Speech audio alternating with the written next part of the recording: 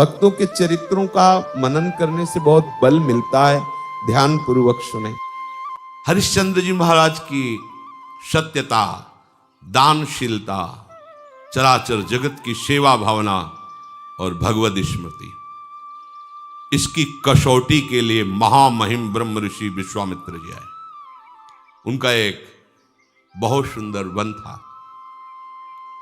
एक विशाल वाराह उसको विध्वंस कर रहा था। मायाकृत वाराह को विश्वामित्र जी ने प्रकट किया। जितने सैनिक थे उसके भयवश भाग पड़े। ऐसा विशाल वाराह, कोई अस्त्र शस्त्र उसके काम नहीं कर रहा था। जाके सूचना दी।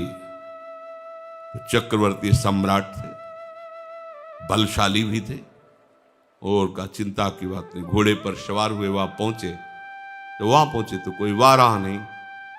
भगवान के महान महिम स्वरूप को जानने वाले विश्वामित्र जी, जिनके चरण भगवान दाबे हैं, चरण चापे हैं विश्वामित्र जी के। विश्वामित्र जी खड़े थे,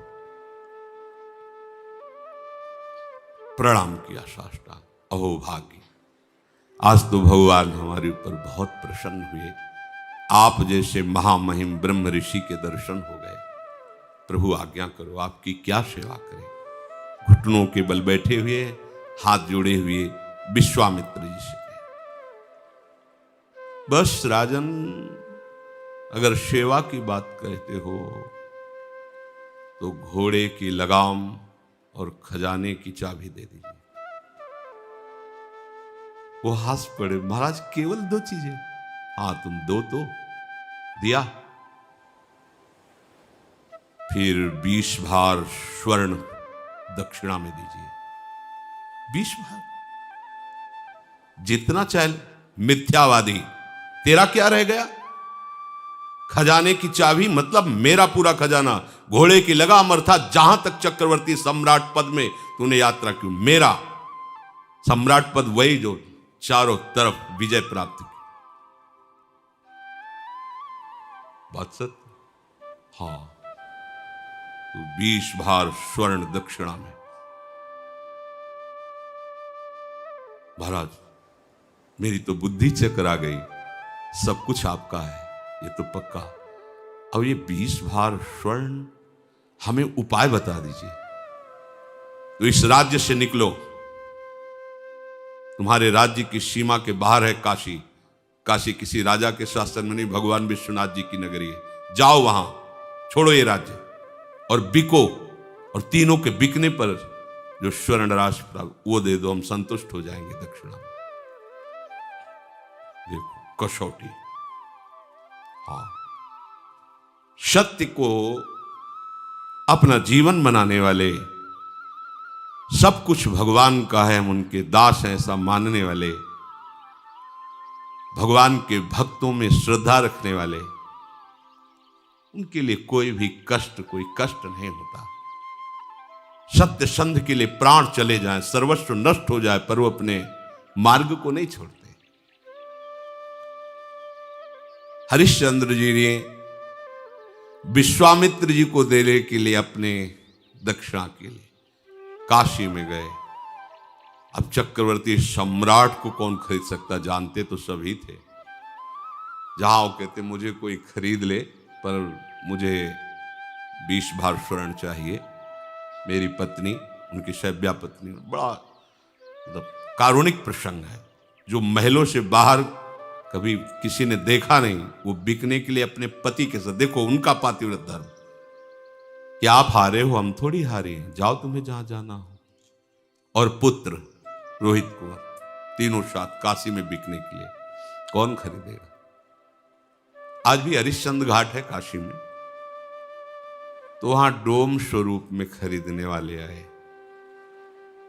कहा कि हमारी पत्नी, पुत्र और हम तीनों के बिकने पर मुझे 20 स्वर्ण भार चाहिए, जो दक्षिणा में देना है। बोले उनको तो नहीं खरीद सकता, मैं आपको खरीद सकता हूं श्मशान की रखवाली के लिए। बिक गए। एक ब्राह्मणी ने उनकी पत्नी को खरीदा, तो बच्चा उन्हीं के साथ रहेगा। उसने दोनों की धनराशि मिलाकर दक्षिणा विश्वामित्र को, विश्वामित्र जी वहां से चले गए। अब वो कैसे कठिन कष्ट को सह रहे हैं। जो चक्रवर्ती सम्राट, उसकी दिनचर्या क्या होगी? एक धर्मात्मा, सत्यवादी। और अब दिनचर्या क्या है इनकी? ड्यूटी, सेवा लगा दी। श्मशान में जो भी 100 फूकने आवे उसे कर लेना। और काशी एक ऐसी नगरी है जहां रात दिन 100 फूके जाते हैं। जैसे लकड़ी का टाल लगा रहता है, ऐसे काशी में 100 का टाल लगा रहता है, मुर्दों का। 50 चिताएं ऐसे चलती रहती। वहां घाटों पे ही तो रहे, 50 चिताएं। दशाश्वमेध घाट है, मतलब 50 फूक रही तो 100 इधर 100 उधर, ऐसी सब। वो महाश्मशान भगवान शिव के तांडव का। चिता भस्माले पो करल मसनम दिक्पट धरो, जटाधारी कंठे भुजगपतिहारी पशुपति कपाली भूतेशो। महामहिम शिव की वो तांडव स्थली है। उसे हट कर हरिश्चंद्र घाट है।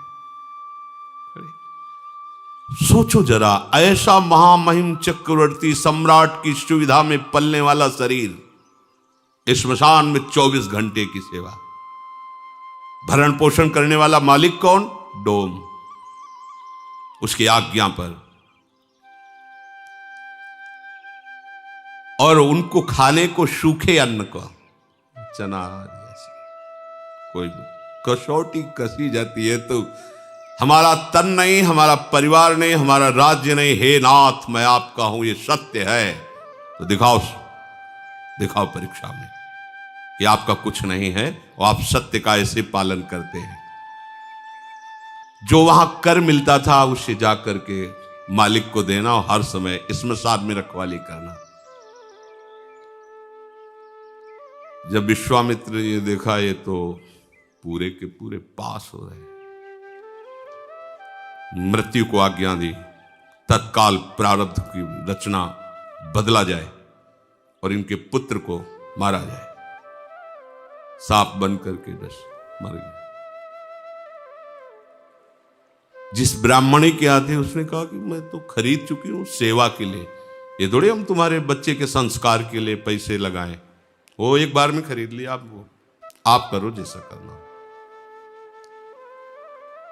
हरिश्चंद्र जी महाराज श्मशान में, इसके पास एक भी कोई सुविधा नहीं, क्योंकि बिके हुए के पास क्या सुविधा होती है? तो मालिक जैसे रखता है वैसे रखना होता है। बच्चे को गोद में लेकर के, अब मां का हृदय तो मां का होता है ना, अंदर से महान दुखी कि कम से कम सही माने में संस्कार तो कर दे। मांगना तो है नहीं स्वभाव में, बिके हुए को मांगने का अधिकार नहीं होता। मालिक की तरफ से कुछ मिलना नहीं। एक वस्त्र था, उसका एक टुकड़ा फाड़ा, बाजार से जाकर जो कुछ धूप आदि, अंतिम समय जो थोड़ा सा, श्मशान में पहुंचे, अपने पति की तरफ देखा और जोर से रो पड़े। उन्होंने नेत्र नीचे कर लिए। हरिश्चंद्र जी ने कहा, सावधान, मेरे मालिक का श्मशान घाट है, यहां अगर अपने बच्चे का शव दाह करना है तो आपको कर देना होगा।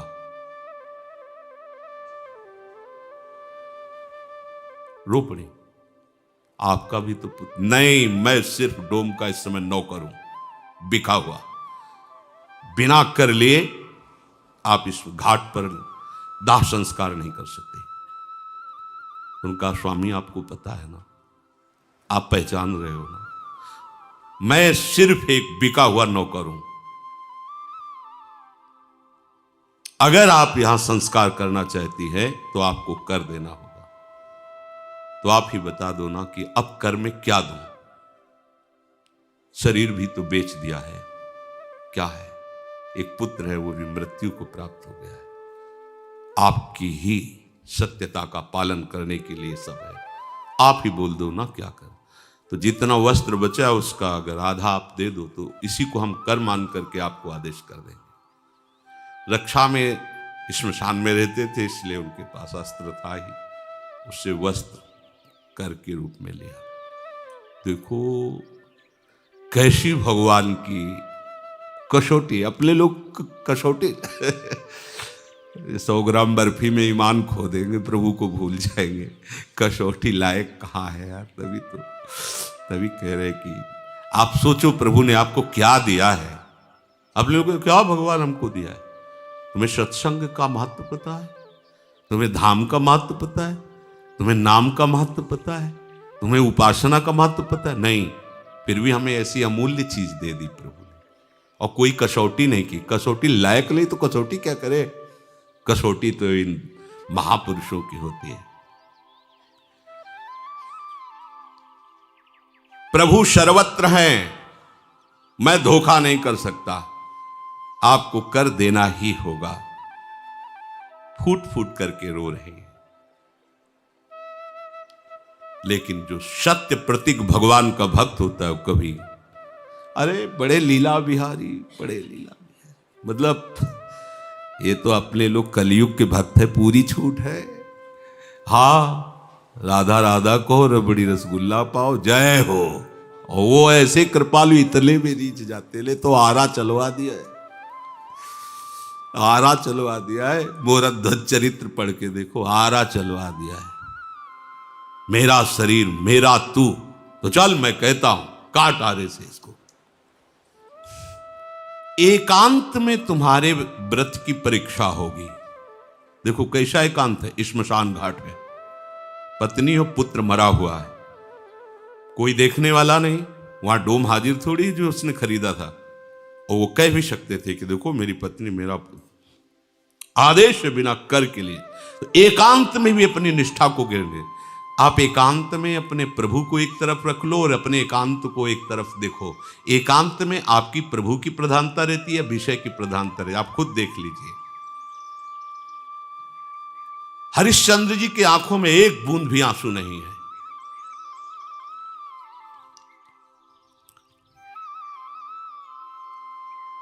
जे ही वस्त्र फाड़ करके कर के लिए देने को विश्वामित्र जी प्रकट हो, बस बस हो गया। तुमका क्या प्रभु? बोले बस यही देखना चाहता है कि तुम सत्य में वास्तविक दृढ़ हो। उठो, जीविका तो पुत्र उठ गया, क्योंकि तत्काल उस अशुभ प्रारब्ध को भेजा गया था और कहा ये अपनी चाबी लो, ये अपनी लगाम, और देखो हमारे साथ कौन कौन आया हुआ है।